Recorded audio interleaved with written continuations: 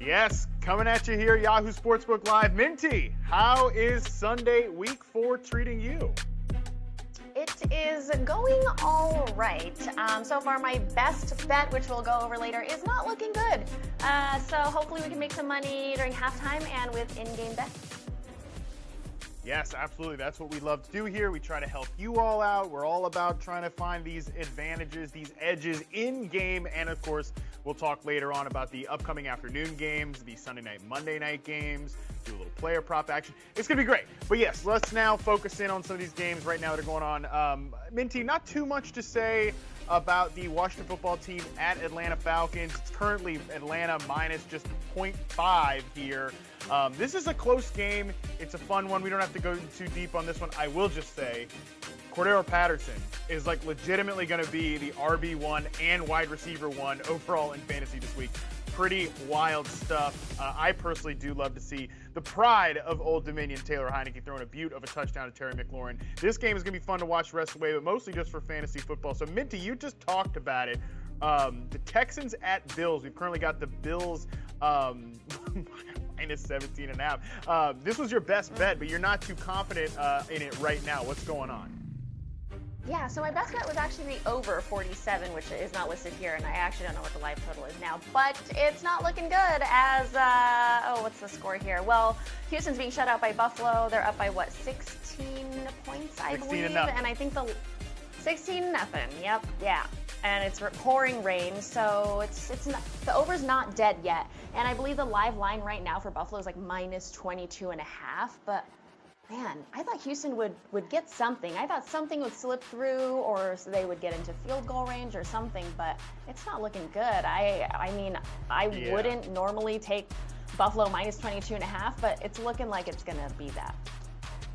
Yeah, it looks like the live line right now is minus 24.5 for Buffalo. The total, actually, literally as I'm talking, just dropped to 36.5.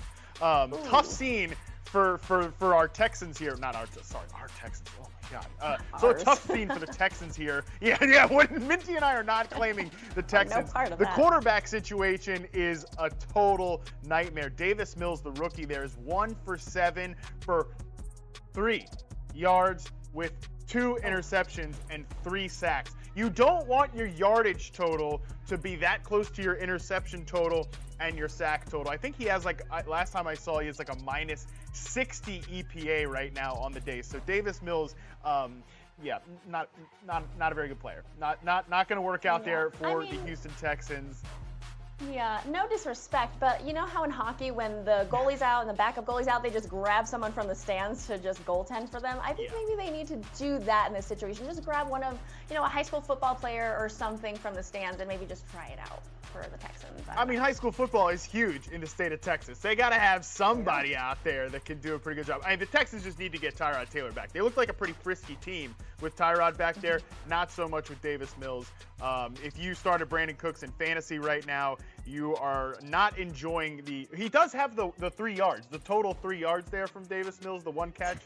That went to Brandon Cooks. So there's only so much you can do if you're Brandon Cooks. Let's move on to our next game here. Let's go to one of the other ones that are currently in the half. We got the Colts at Dolphins. The pregame line was minus 2.5 there.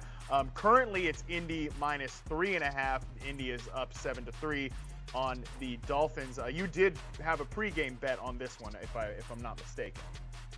I did. I love the Colts plus the points. I took them at plus 2.5 and on the money line to win straight up because the Dolphins looked rough against the Raiders. I mean, rough, but they also played really well at the same time. I just don't know what to make of this Dolphins team right now, and I think the Colts are underrated. I mean, they haven't won a game yet, but I think today is their day. Yeah, the Dolphins lost Will Fuller, I think, in the middle of this game. I mean, maybe the NFL should just make a PED exception for Will Fuller because last year was the only year he could stay healthy. Just let him do whatever he wants, and then he can actually play. Jacoby Brissett, 8 for 15 right now, 2 sacks, 3.8 yards per attempt. The Dolphins cannot get the ball downfield. Not very good in pass protection. Carson Wentz overall just a 4.9 YPA, but the Colts are running the ball really well. Jonathan Taylor has 5 carries for 37 yards. The passing game is pretty spread out here. So, that's going to be an interesting one to track throughout the day. Let's move to a more exciting game. Panthers at Cowboys. This one, currently, it is 14 for Carolina, 13 for Dallas, but the current line is still Dallas -2.5. Minty, I believe you put a live bet in on this one. How do you feel about this one so far? Oh, I'm feeling good. Right after I posted that live bet that I took the Panthers plus 8.5 and they were down 8 points or however much, 7 or 8 points against the Cowboys, people are like, why? You trust Carson Wentz? And, Carson Wentz, my goodness, Sam Darnold, why the Panthers is basically what they're asking. Sorry, I'm getting my games mixed up here. Fair enough. But hello, they're looking good now, and I think 8.5 points is a sweet spot here. I think Dallas does win, but I think the Panthers defense will be just key in keeping this close here. Yeah, how about Sam Darnold? 2 more rushing touchdowns today. I'm pretty sure he leads the NFL in rushing touchdowns right now. It's unbelievable. Sam Darnold playing well, too, from a passing perspective, completing 75% of his passes. He's getting the ball to DJ Moore, who has absolutely taken the leap today. Just taking the leap this year overall, man. He looks so good, DJ Moore does, as that #1 wide receiver. I really like what we're seeing out of the Panthers. That was just a perfect in-game bet for you there, Minty, because I think, the Panthers are, look, the Cowboys are a great team. I agree with you. I think they probably pull this out and win. I wouldn't mind taking the -2.5 for Dallas right now, but Panthers plus 8.5, perfect. I think this game is going to be, close, consistent, and that defense overall, Brian Burns and those guys are getting after it up front. Even though they lost J.C. Horn, Amari Cooper also was injured for part of this game, maybe not at 100% right now. I think this game is going to be close. Let's move on to another game that is not quite close. We've got the Chicago Bears 14-0 over the Detroit Lions. The current line, over the Detroit Lions. The current line, Lions. It's a little tough there. Chicago Bears -10.5 is the current halftime line here. Justin Fields actually, it seems like they set up an offense for him. What a shocking revelation for the Chicago Bears. Justin Fields looked pretty good to start the game. Not a perfect game, we don't expect that. He's still a rookie quarterback, but they got him some play action passes. He got the ball to Darnell Mooney down there. David Montgomery's running hard. Minty, what are you seeing on this game so far? Man, this one's hard because the Bears do look good so far, but don't forget they're still the Bears. They could still slip up once they make a mistake, a vital mistake. They just kind of keep rolling here. And the Lions, with Matthew Stafford, were great at coming back here and covering or a backdoor cover or but man, they haven't scored at all. They're not really producing much, but I think 10.5 points is too hard to pass up with the Lions here. I might lean to that. Yeah. Oh, you really? Listen, Jared Goff and these Lions have shown some life in terms of fighting back in the second half. We remember what they did against the 49ers in week 1. They're not a completely barren team. Let's put it that way. Jared Goff is a average starting quarterback. He's no Matthew Stafford. My God, Jared Goff, you can't watch a Rams game all year because everything that they say with Stafford is just a little bit of a backstab to Jared Goff, but he's still a starting level quarterback. But he's lost 2 fumbles in this game. That has been the big problem for Jared Goff in this game so far. Justin Fields did throw 1 interception, but like I said, they're moving the ball really well on the ground, so that might not be too bad to take Detroit at plus 10.5 there. All right, let's move to another one. I know that you had a player prop on FFL this morning about Kirk Cousins over 35.5 pass attempts. Right now, it's currently at the half. Cleveland is 11 up on the Minnesota Vikings at 7 points. The current line is Cleveland -2.5. How are you feeling about this game here in the second half? Man, I really thought this was a trap game because the Vikings opened as favorites, 2-point favorites, and it didn't really make sense to me because the Browns are the better team here, and they're kind of showing it now, but it's kind of being a slow-paced game. I think the Vikings' home field advantage will really be key here, and I think they can keep this close. I like the Vikings plus 2.5 if I were to live bet this. But this is a game that I would stay away from. Also, Kirk Cousins has 15 attempts now, and I took the over 35.5 attempts, so I'm not sure how I feel right now. Yeah, no, I was trying to find the time of possession for these two teams because I feel, okay, it's 18 minutes and 35 seconds for the Browns and 11 minutes and 25 seconds for the Minnesota Vikings, because I've been watching this game over here and, like, it just seems like every time I look up, the Browns have the ball. Like, they've got Kareem Hunt doing pretty well in this game. They've got, you know, Baker Mayfield's thrown 22 passes, so that's not quite like he's the one who's been, again, possessing the ball, everything like that. You know, they've still got Odell Beckham out there. He's just one catch for 3 yards, so that's something to monitor as the game goes on. But yeah, no, I mean, just looks like really from a time of possession standpoint, it has favored the Browns so far, but that might change in the second half. I had thought this game was going to be a lot more high scoring than it is. Minty, this is just off the books question, not an off the books question, but like off the rundown question. Does it feel like unders? I don't know. You probably know this off the top of your head. It feels like unders overall have they been hitting more this year, or is that like I'm just seeing that from like an anecdotal perspective and I'm not right on that? You know, I know what you're saying. I actually don't know the answer to that, but it does seem like all these games are starting out really, really slow lately. Like, I don't know if they're just waking up like us or what's going on, but I feel like I've seen more overs hit, but it is a slow start, and a lot of the games that we think are going to be high-scoring affairs tend to be lower scoring, and I think it is like kind of odd.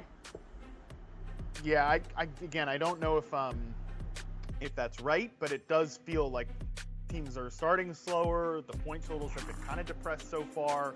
But yeah, some of these games, the Falcons and Washington, at least, I thought that had a chance to be pretty high scoring. At least it's 17-13.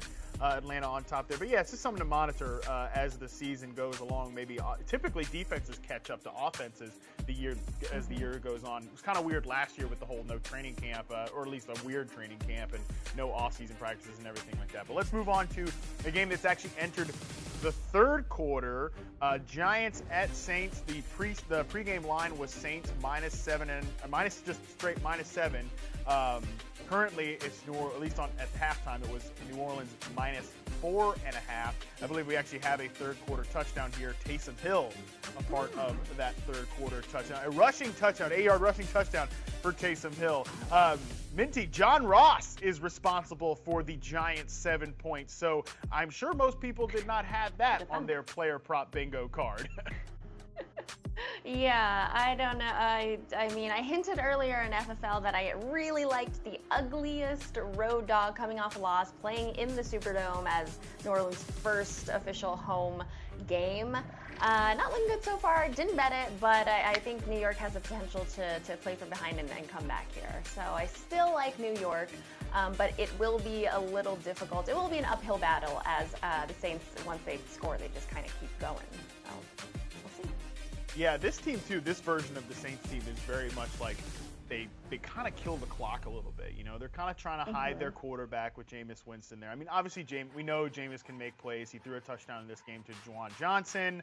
Yeah, I mean, I could see New Orleans just kind of sitting on the ball, and we'll see what New York does on offense. The weird thing is, like, New York has actually, the Giants have played pretty well on balance offensively. Like, Daniel Jones hasn't been a total nightmare. He's been great as a rusher. Saquon's starting to come into form, but even that, they're still such a weird team. I don't know. The Giants, they're always like a stay away team to me because they're not really predictable.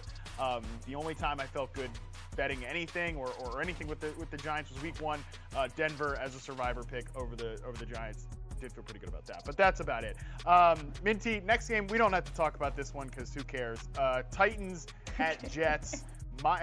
Who cares? -3.5. The Titans currently. The halftime line there, it's 9 points for the Titans, 7 to the Jets. Hey, the Jets did score a touchdown. That's nice. It was the first time in over 9 quarters they scored a touchdown. Wow. So that was great. Michael Carter, the rookie quarterback. If he's available in your fantasy league, might want to think about adding him because it kind of looks like that backfield is slowly starting to narrow its focus on just Michael Carter, but that would be the only thing maybe to watch in this game. Corey Davis did cause Zach Wilson to have another interception by falling down in his revenge game. So tough scene for Corey Davis there. All right, last game we're going to talk halftime here. Chiefs at Eagles. Obviously, the line pregame was Chiefs -6.5. Currently, it's KC -9.5. They've got a 21-13 lead over the Philadelphia Eagles. This was a game I expected the Kansas City Chiefs to control. This was a game I definitely expected them to go in there and beat the Eagles pretty bad. But Minty, what are you seeing on this one? Man, I obviously wasn't going to bet on the Chiefs pregame to win by a touchdown because they're not good at covering the spread. And obviously it's not going to happen every single week. But against the Eagles, I guess they had the best chance to cover the spread because they're looking ugly. Like, poor Jalen Hurts, he's not looking good. But I did tweet out that live betting, I saw the Chiefs at -4.5 as the lowest, as the Eagles were up at one point, and I wanted to find Chiefs -3 if I could. I knew that was going to be quite a stretch, but I still haven't found it, and I don't think I'll find it again because the Chiefs are leading, and I do not think they will lose that lead. I don't think the Eagles can catch up. I think they're probably going to stay right here with 13 points throughout the entire game, honestly. You mentioned it. The Eagles, I said this on FFL this morning when we were talking about Miles Sanders, like, they're not really designing an offense around Jalen Hurts' rushing ability. They're not like what the Ravens did with Lamar Jackson in his rookie year. I mean, this is obviously, and really his first season as a full starter when he won MVP. Like, they made that offense about him and is about his mobility. The Eagles are not doing that, and Jalen Hurts I don't think is up to being anything more than that right now. Like, he needs things kind of catered for him. He's not there as a true passing quarterback yet. So there are going to be mistakes. There's going to be slow moments. But yeah, I don't think this Eagles team is overall very good. So let's move on. Let's look ahead to the games that are coming up. Minty, I know you have your eye on the Cardinals at Rams. Rams -4.5, but you like the Cardinals in this game. I do. I wish I could have gotten them at their opening line because they were 6-point underdogs. That would have been great. And the money line would have been even better. So I had to settle for Cardinals +4 and then money line +170. I do think they can cover. I do think they can win straight up here. And I know history says that the Rams have taken most, if not all, these games against the Cardinals. But I have faith here. That offense is just tough to play against. So let's go me. Yeah, let's go you. Let's go Minty. I mean, the Cardinals are really interesting. You know, there's still some hiccups with the offense overall, but there's two differences this year, I think, between this version of the Cardinals and last year's version and maybe even the year prior version of the Cardinals. One, the protection is better. You know, Rodney Hudson, that's been a big addition for them at center there, and Kyler has definitely taken a leap because of it. And they're just deeper at wide receiver. You know, typically last year was just DeAndre Hopkins, like getting all the targets, lining up on one side of the field and just running like goes and comebacks, goes and comebacks, goes and comebacks, and that was it. Now we've got like Rondale Moore mixing in. Say what you want about AJ Green, but he is playing really well for them. Christian Kirk is popping as a slot receiver. Like, they've got more ways to beat you now. So I think I might be comfortable. I said this about like the unders, you know, seemingly hitting at every point that I think a high-scoring game is coming. I think this could be a high-scoring game. I might rather go with the over the total on this one. Because, I mean, the Rams are just hard to bet against right now, you know, especially playing at home. They look like the best offense in the NFL. Yeah, indeed they do, especially coming off a win against last year's Super Bowl champs, the Bucs. I mean, everyone's high on the Rams, and I totally get it. They do look good. They look fierce. Yeah, the current total for that game is 54 points. That is aggressive, especially because the Rams defense is obviously very good with Jalen Ramsey and Aaron Donald. You know, all the pass protection that Kyler Murray's been getting will be put to the test in this matchup. But the Cardinals defense is like they're a little more boom bust. You know, their run fits aren't great. We know that Sony Michel and Darrell Henderson, who's going to play this week, they could kind of platoon in this spot. Obviously, if anybody's going to take advantage of an over-aggressive defense, it's Sean McVay and Matthew Stafford. So that could be a way that the Rams score a bunch of points, and then the Cardinals can obviously respond as well with what they've been doing on offense. Minty, let's talk Seahawks at 49ers. It's 49ers -2.5. This one, this is a tough game for me to get a read on because, like, Seattle's defense stinks. It's not good. We know that. We know Kyle Shanahan could take advantage of any defense basically can find those matchups there. But I don't love the way that the 49ers have played so conservatively with Jimmy Garoppolo, not pushing the ball downfield.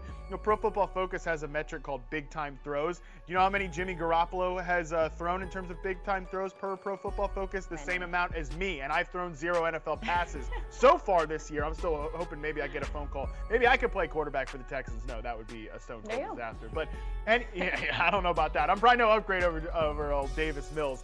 But yeah, so I don't know. This game's tough for me to get a read on because I just don't love the way the 49ers have been so conservative. But man, they could definitely get over on the Seahawks defense. Yeah, absolutely. I totally agree with you. I don't like how the Niners look because I had really high hopes for them coming into the season, and they played 2 easy teams. And then last week they just looked so rough against the Packers. I don't know what to make of this matchup in terms of what side. Of course, I'm always going to bet on the Seahawks because I like the Seahawks, but I'm not going to let my bias get in the way here. The Seahawks are a little bit banged up right now, and you're right, their defense is like Swiss cheese. But like I said earlier in FFL, they are so more than capable of answering a score with a score of their own. I think there's going to be a lot of points here. Point total is not as aggressive as the Cardinals game. It's at 51.5. So I like the over here, and hopefully the Seahawks win and cover as a nice underdog payout, but I really don't have an opinion on the side here for this one. Yeah, it's pretty tough. This is one I'd go for some player props on. Like Brandon Ayuk, I think he's back in action there as a starting receiver. Trey Sermon with Eli Mitchell not playing in this game, maybe you look at something like that there. But Minty, we got about 10 minutes left, and we got 2 big matchups to talk Sunday night, Monday night. So just rapid fire here. Steelers at Packers, Ravens at Broncos. Packers are -6.5. Broncos are minus just 1. Anything here in either of these games you want to hit on before we hit the big Monday night and Sunday night games? I did have a player prop on the Steelers-Packers game. Chris Boswell, kicker for the Steelers, over 5.5 kicking points. I mean, come on, 2 field goals. I think that'll be easy. I kind of think this will be a low-scoring affair, too, so they will have to settle for field goals. Other than that, Broncos-Ravens, I'm super excited for that matchup. Love Teddy Bridgewater. He's a covering machine, but again, Ravens as underdogs are actually also very good at covering and winning straight up, so I'm torn on that one. And yeah, I guess we can move on to Sunday night, Monday night. Yeah, I mean, anything with Ben Roethlisberger, safe bet to be a low-scoring game. All right, let's talk Sunday Night Football. Minty, Tom Brady is returning to New England. I know you haven't heard about it very much this year. By the way, if you're out there and you're like, people are talking about Tom Brady returning to England too much, I'm sick of hearing about it. Give me a break. How could you not be excited to watch this? He's the most decorated, most legendary player in the freaking sport, and he's going to go back to the place where he had all the success for 20 years. Imagine the emotions. I mean, Brady can seem like a robot sometimes, but imagine the emotions that guy is going to be going through. All those feelings. I mean, it's going to be unbelievable. It's the most bet on game this week. Obviously, the most bet on team this week is the Tampa Bay Buccaneers. So let's just jump right into it. -6.5. I'm going to start this one off, Minty. -6.5. I think the Bucs could crush the Patriots in this one, but I think you disagree with me on this. No, you know what? I at first saw this line, I was like, oh my gosh, the Bucs are totally just going to blow the Patriots out, and I still believe that'll happen. However, it makes me so nervous that roughly 90% of the bets and money are on the Bucs, and the line hasn't really moved. So that's super suspicious to me. I think the Patriots defense is underrated. I think Bill Belichick knows Tom Brady more than anyone else, and I really want to know over under the tears shed between Tom Brady and Bill Belichick tonight. So that'll be interesting because they're both kind of robots, you know?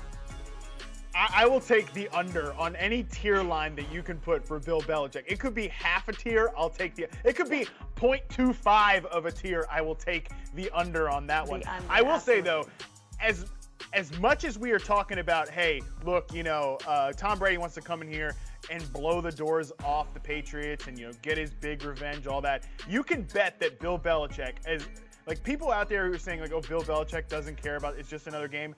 This guy cares about football history so much. You think he doesn't want to cement his place in football history? Of course he does. He would love to beat Tom Brady and quiet any narrative that Brady was the figurehead of the Patriots dynasty. Bill at some point wants to turn that back on him. So that's just my feelings about this game overall.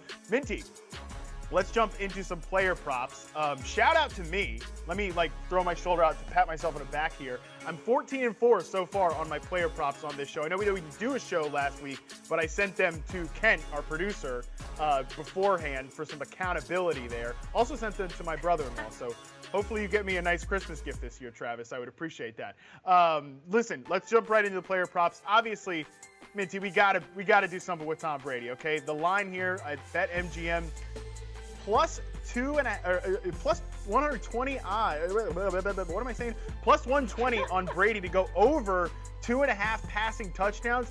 Yes, Minty, give me the over on Brady's touchdown total. At FFL this morning, we set it at 3.5. I went over there. I'm definitely going over on 2.5.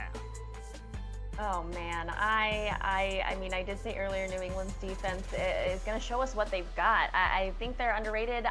Again, 2.5, 3 touchdowns is a lot. I know Tom Brady is more than capable of that, but man, I think this is going to be a low-scoring game here because, I mean, I do like the Patriots to kind of keep it close. Yeah, it's just tricky, but man, I know Tom Brady's just going to prove me wrong and then just, yeah, I shouldn't bet against Brady. You're right, Matt. I just shut up now. It's either you bet the over or you stay away because nothing would be worse than watching that game and you've got the under on his touchdown total and by quarter number 2 he's already put 3 and you're just crawling into this hole of yourself with all these negative emotions. So don't do that.